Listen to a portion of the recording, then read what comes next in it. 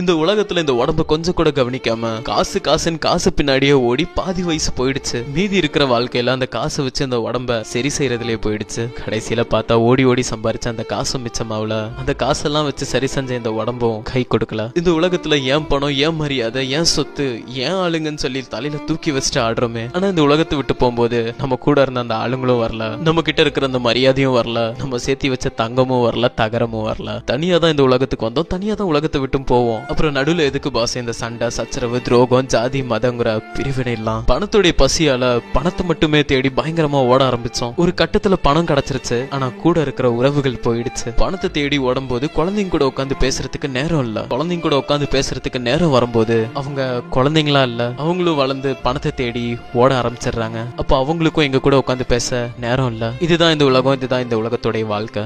என்ன வாழ்க்கடா இதுன்னு சொல்ல தோணுதில்ல? உங்க கருத்துக்களை கமெண்ட்ஸ்ல சொல்லுங்க.